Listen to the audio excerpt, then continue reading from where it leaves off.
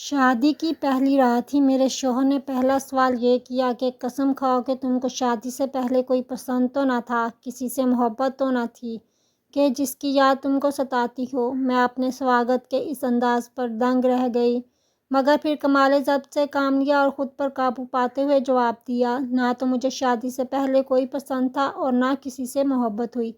قسم کھاتی ہو؟ ہاں، لیکن آپ بھی قسم کھائیں گے کہ آپ کو بھی شادی سے پہلے کسی سے محبت نہیں ہوئی اور نہ کسی کی یاد ستاتی ہے۔ میں قسم کھا کر کہتا ہوں کہ مجھے شادی سے پہلے کسی سے محبت نہیں ہوئی۔ میری قسم سچی تھی، میرا دل صاف تھا، اس لیے میں مطمئن تھی، میرا ضمیر بھی مطمئن تھا۔ خدا کا شکر کہ اس کے بعد ہم میاں بیوی میں کبھی بد اعتمادی نہ ہوئی، ہم خوش و خرم زندگی گزارنے لگے۔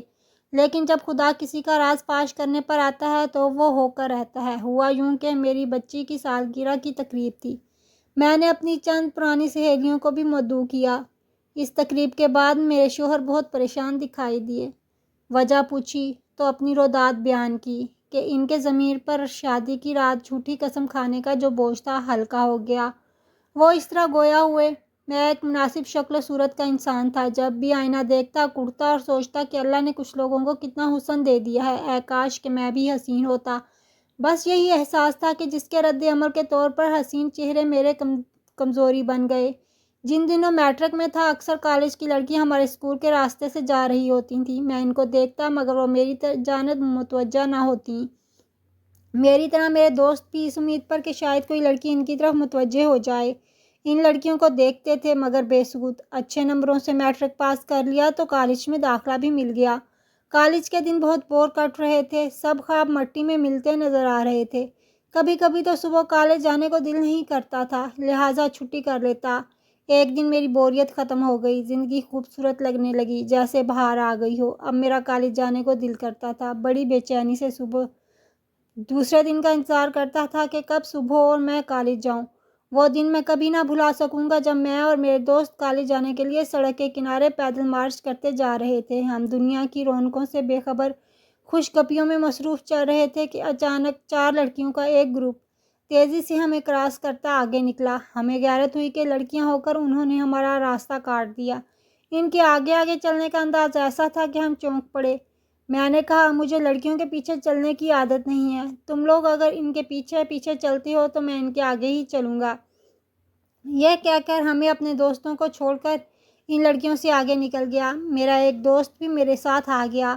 ہم 2 تھے اور وہ 4، ان میں سے ایک برقعے میں تھی، وہ تھوڑی دور جا کر رک گئی۔ باقی تینوں نے ہمارے ساتھ ضد کی اور تیز ہو گئیں۔ ہم دونوں دوست بھی ان سے آگے نکلنے کی کوشش کرتے اور وہ تینوں ہم دونوں سے آگے نکلنے کی کوشش کرتی تھیں۔ ہم اور ان لڑکیوں میں گویا تیز چلنے کی ریس شروع ہو گئی۔ تھوڑی دور جا کر ان لڑکیوں کی ہمت جواب دے گئی، وہ راستے میں رک گئیں۔ اب صرف ایک لڑکی، جس نے ہمت نہیں ہاری، وہ ابھی تک مسلسل تیز چل رہی تھی۔ اسی طرح ہم 2 لڑکے ہو گئے اور وہ اکیلی رہ گئی۔ وہ سڑک پر ہمارے ساتھ یوں قدم سے قدم بڑھا کر چل رہی تھی کہ ہم حیران رہ گئے۔ ایسی باہمت لڑکی ہم نے زندگی میں نہیں دیکھی تھی۔ وہ اس قدر باہمت اور ضدی تھی کہ اس نے سڑک پر گزرنے والے لڑکوں کی بھی پرواہ نہیں کی اور تیز سے تیز تر ہوتی گئی۔ اس کا کالج اسی سڑک کے کنارے واقع تھا۔ کالج کے سامنے ایک کھمبا تھا۔ میں نے اپنے دوست کو مخاطب کرتے ہوئے کہا، یہ کھمبا ہماری ریس کی آخری حد ہے، جو اس کو پہلے کراس کر لے گا وہ جیت جائے گا۔ اس لڑکی نے میری بات سن لی اور جب فاصلہ کچھ کم رہ گیا تو وہ اور تیز ہو گئی۔ اس کا گرمی اور پسینے سے برا حال ہو رہا تھا، غصے سے رنگ بھی سرخ ہو چکا تھا۔ آخری لمحے میں نے اس کے چہرے کی طرف دیکھا اور میں اس کے چہرے میں ہی کھو گیا۔ میں یہ بھی بھول گیا کہ جو حد میں نے خود مقرر کی تھی وہ سر پر آن پہنچی ہے۔ میں تو بس اس کے چہرے کی طرف ہی دیکھتا رہ گیا، جیسے کوئی گلاب کی کلی صبح صبح شبنم کے قطروں سے تازگی حاصل کرتی ہے اور ذرا ذرا کھل جاتی ہے، جیسے کوئی چاند بادلوں سے نکلتا ہے تو رات بھی روشن ہو جاتی ہے۔ میں تو اس کا حسن دیکھ کر گمسم تھا۔ ہوش تو اس وقت ٹھکانے لگے جب اس نے کہا، کچھ تو شرم کرو۔ مگر ان الفاظ نے کچھ اثر نہ کیا۔ ہم تو اس کے جمال میں کھو کر رہ گئے تھے۔ وہ حسین پری، خوبرو حسینہ موقع پاتے ہی اور تیز قدم ہو گئی اور ریس کے آخری مقام کو ہم دونوں سے پہلے ہی کراس کر گئی۔ یوں اس نے ریس جیت لی، مگر یہ نہ جان سکی کہ اس نے اس ریس کے جیتنے کے ساتھ ساتھ میرا دل بھی جیت لیا ہے۔ میں نے زندگی میں کبھی شکست نہیں کھائی تھی، ہر مقابلہ جیت لیتا تھا۔ یہ میری زندگی کی پہلی ہار تھی جو مجھے اچھی لگی۔ اس کے بعد تو میں اس قدر اس پھول سی صورت کو دیکھنے کا آرزومند ہوتا تھا کہ جس دن اس کا دیدار نہ ہوتا وہ دن بہت بھاری اور اداس گزرتا تھا۔ میں نے ایک نظر میں ہی اس کو پسند کر لیا تھا۔ اس کے بعد میری یہ حالت تھی کہ صبح صبح اٹھتا، کالج کی تیاری کرتا اور جلدی سے سڑک کے کنارے آ کھڑا ہوتا اور انتظار کرتا کہ وہ پری چہرہ نظر آ جائے۔ میں جانتا تھا وہ مجھ کو پسند نہیں کرے گی، پھر بھی جی چاہتا تھا کہ کہیں سے اس کو ڈھونڈ نکالوں اور اس کے ساتھ خوب باتیں کروں۔ مقابلے والے دن کے بعد اگلے دن میں اور میرا دوست اسی کا انتظار کرتے رہے، لیکن وہ نہیں آئی۔ اگلے دن بھی ہم وقت سے پہلے ہی سڑک پر آ گئے تاکہ وہ کہیں نکل نہ جائے۔ کافی انتظار کے بعد وہ دور سے آتی ہوئی دکھائی دی۔ میں بہت خوش ہوا جب وہ ہمارے قریب سے نکل کر آگے چلی گئی تو ہم اس کے پیچھے پیچھے چلنے لگے، کیونکہ اس نے ریس جیت کر ہمیں اپنے پیچھے چلنے پر مجبور کر دیا تھا۔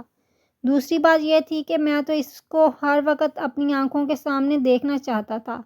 میں نے اسے اس کی جیت پر مبارکباد دی ہے لیکن جواب نہ ملا۔ اس کی وجہ سے مجھے ایک فائدہ ہوا کہ میں باقاعدگی سے کالج جانے لگا، پورے پیریڈ پڑھ کر کالج سے نکلتا۔ اس کی وجہ یہ تھی کہ اس طرح میں چھٹی کے وقت ان کے کالج کے پاس پہنچ جاتا تو وہ اپنے کالج سے نکل رہی ہوتی اور میں ایک نظر اس کو دیکھ لیتا۔ ایک دن میں اور میرا دوست کالج کے راستے پر جا رہے تھے، رش بہت تھا۔ اچانک وہ مجھے لڑکیوں کی بھیڑ بھاڑ میں نظر آ گئی۔ وہ سفید یونیفارم اور گلابی دوپٹے پہنی تھی اور گلابی رنگ کا حجاب سر پر لپیٹ رکھا تھا۔ اس کا اپنا رنگ بھی گلابی تھا، شاید اس کو گلابی رنگ پسند تھا۔ اب یہ ہمارے روز کا معمول ہو گیا۔ اس کے ساتھ کالج تک جاتے ہوئے جب وہ اپنے کالج کے گیٹ میں داخل ہو جاتی تو ہم اپنی راہ لیتے۔ میں نے کالج کا پہلا سال اسی طرح اس کے پیچھے چلتے اور آتے جاتے گزار دیا۔ کئی بار چاہا اس کو مخاطب کر کے کم از کم اس کا نام ہی پوچھ لوں، مگر ہر بار اس کی خوش مگی نگاہوں نے مجھے ڈرا کر اس امر سے باز رکھا۔ ایک روز مجھے میرے دوست نے اس کا نام بتایا۔ خدا جانے وہ ٹھیک نام بتا رہا تھا یا غلط، لیکن یہ سن کر میرے دل کو تسلی ہو گئی کہ اس کا نام گلنار ہے، جبکہ میں نے اپنی طرف سے اس کا نام گلاب سوچ لیا تھا۔ پہلے سال کے اختتام پر الوداعی پارٹی سے جب وہ لوٹ رہی تھی، میں نے اس کو دیکھا۔ ہلکے میک اپ میں اس کا رنگ روپ نگاہوں میں کھپ جانے والا تھا۔ اس دن جانے مجھے کیا ہوا کہ پیچھے پیچھے اس کے گھر تک گیا اور راستے میں اس کو مخاطب کرنے کی کوشش کی، لیکن اس نے کوئی جواب نہیں دیا اور اپنے گھر میں چلی گئی۔ اس کے بعد وہ 3-4 دن تک کالج نہیں آئی۔ میں بہت پریشان تھا۔ کچھ دن بعد کالج آئی تو دل کو تسلی ہو گئی۔ جی چاہا اس سے باتیں کروں، نہ آنے کی وجہ پوچھوں، چاہے اچھا یا برا کہے، لیکن اس نے کوئی بات نہ کی۔ مجھے دکھ تھا کہ میں نے کتنا وقت برباد کر دیا تھا۔ کالج کا سارا سال اس کے پیچھے آتے جاتے گزارا، لیکن جب اس کا کوئی حاصل نظر نہ آیا تو بالآخر اکتا آ گیا اور دوستوں سے وقت کے رائے گاں ہونے کا اظہار کیا۔ ایک نے کہا کہ ایک بار رابطہ کر کے اسے اپنے احوال دل سے آگاہ کر دو، اگر اس کے من میں تمہارے لیے ذرا سی بھی جگہ ہو گئی تو جواب دے گی، ورنہ اس کا پیچھا چھوڑ دو۔ فضول میں زندگی برباد مت کرو۔ خط دینے کی مجھ میں ہمت نہ تھی۔ میں ایسا ویسا لڑکا نہ تھا جو لڑکیوں کو نہ جانے کتنے خط دیتے رہتے ہیں۔ میں نے کہا یار مجھ سے یہ نہیں ہوگا۔ تب اسی نے مجھے خط لکھ دیا اور کہا کہ اب یہ خط اس کو دے دو اور دیکھو کیا ہوتا ہے۔ اگلے دن میں نے خط دینا چاہا مگر ہمت نہ ہوئی۔ دوست نے پوچھا خط دے دیا؟ میں نے جواب دیا نہیں دے سکا۔ اس پر میرے سب دوست میرا مذاق اڑانے لگے۔ مجھے بہت غصہ آیا۔ انہوں نے تیش دلا دیا تو قسم کھا لی کہ کل ضرور اس کو خط دے دوں گا، چاہے کچھ ہو جائے۔ لیکن اگلا دن مجھ پر بہت بھاری پڑ گیا اور آج تک اس حرکت پر پچھتا رہا ہوں۔ دوسرے دن دیکھا کہ وہ اپنی ایک سہیلی کے ساتھ کالج جا رہی ہے۔ میں نے جلدی سے خط نکالا اور تیز قدموں سے ان کے قریب جا پہنچا اور خط اس کی سہیلی کے ہاتھ میں تھما کر بولا یہ ان کے لیے ہے، ان کو دے دینا۔ اس لڑکی نے خط لے لیا۔ تبھی میں ترنت مڑا اور ایسے بھاگا کہ پیچھے مڑ کر نہیں دیکھا۔ سردیوں میں بھی مجھے پسینہ آ گیا۔ اس کے بعد ایک ہفتہ تک وہ نہیں آئی۔ میں اتنا بے چین ہوا کہ اس کے گھر کے قریب جا کر کھڑا ہو گیا۔ اچانک وہ اپنے گھر سے نکلی اور اشارے سے مجھے بلایا۔ میں دھڑکتے دل سے اس کے پاس گیا، سوچ رہا تھا شاید وہ خط کا جواب دینے والی ہے، مگر میرا خیال غلط تھا۔ اس نے تو سڑک پر کھڑے کھڑے میری ایسی بےعزتی کی کہ کیا بتاؤں۔ جی چاہا کہ اسی وقت جا کر پانی میں ڈوب مروں۔ کافی دن شرمندہ رہا، سوچتا تھا آخر میں نے ایسی گھٹیا حرکت کیوں کی، اپنی عقل سے کام کیوں نہ لیا۔ دکھ اس بات کا نہیں تھا کہ اس نے سڑک پر میری بےعزتی کی تھی، غم یہ تھا کہ میں نے ایسی حرکت کی ہی کیوں۔ اس نے میرے بارے کیا سوچا ہوگا؟ اس واقعہ کا مجھ پر گہرا اثر ہوا۔ کئی دن تک شخص مرتا اور بیمار رہا۔ اپنے کیے پر پچھتاوا ہر وقت مجھ کو جلاتا رہتا۔ کچھ دن بعد کالج گیا اور سارا غصہ ان دوستوں پر نکالا جنہوں نے مجھے یہ مشورہ دیا تھا۔ سچ ہے، جب انسان بگڑتا ہے تو اپنے دوستوں سے ہی بگڑتا ہے۔ میں اب روز اس کا انتظار کرنے لگا، آئے تو معافی مانگ لوں، مگر پھر وہ مجھے نظر نہیں آئی۔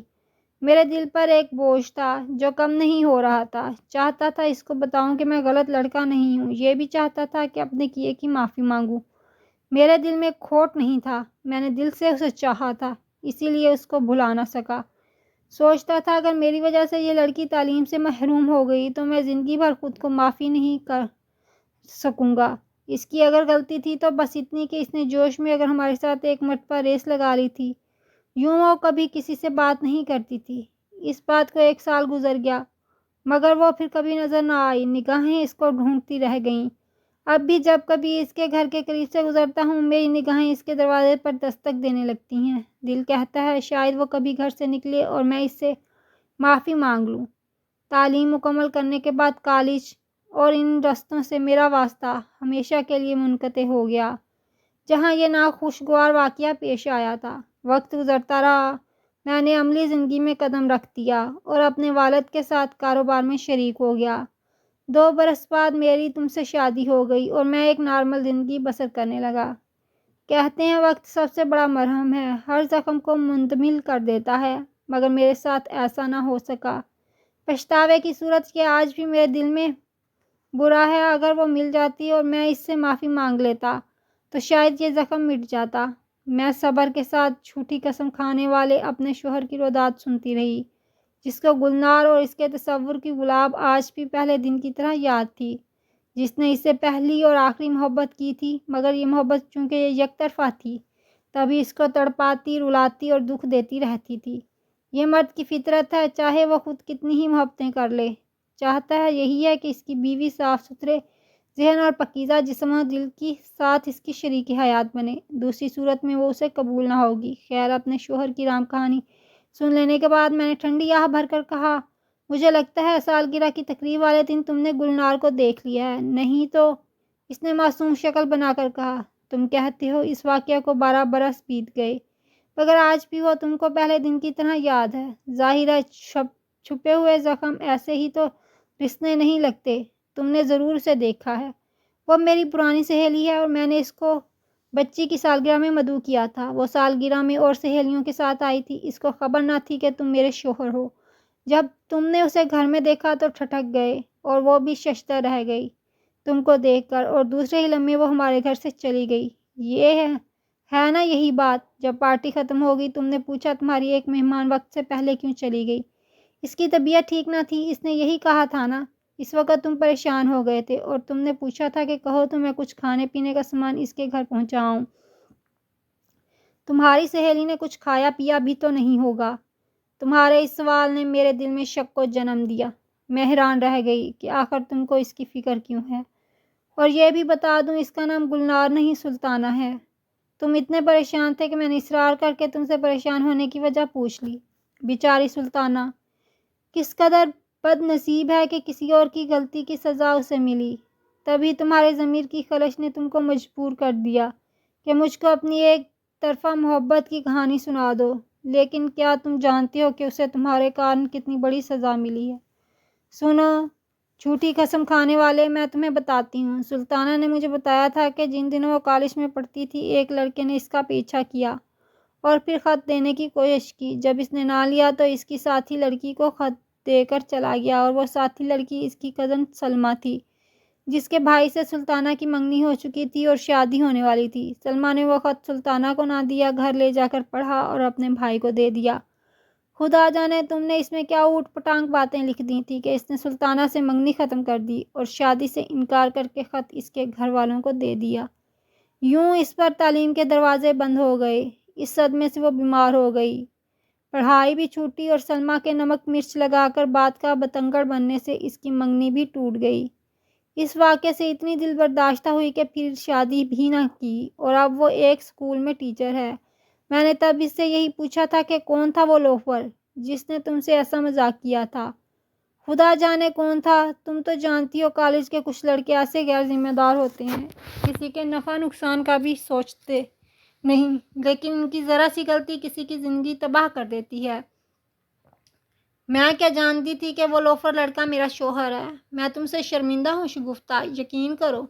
میں نے بات کاٹ کر کہا کہ دکھ مجھے یہ ہے کہ شادی کے پہلے دن تم نے مجھ سے قسم اٹھوائی۔ سوچو تو ایک دلہن کے لیے کتنے بڑے صدمے کی بات ہے۔ مجھے معاف کر دو، وہ کہنے لگے۔ اب اگر میں نے تم کو سب کچھ سچ بتا دیا ہے تو مجھ کو سچ بولنے کی سزا تو مت دو۔ میں کیا آپ کو سزا دے سکتی ہوں میرے سرتاج، جبکہ سچ بولنے والے کا میں دل سے احترام کرتی ہوں۔ اچھا اتنا تو کہہ دو کہ معاف کیا اس لیے کہ نوعمر لڑکے لاابالی ہوتے ہیں، وہ صرف اپنے دل کی سوچتے ہیں اور کسی کا خیال نہیں کرتے۔ ان جیسوں کی وجہ سے کتنی لڑکیوں پر تعلیم کے دروازے بند ہوئے ہوں گے، سوچو تو ذرا۔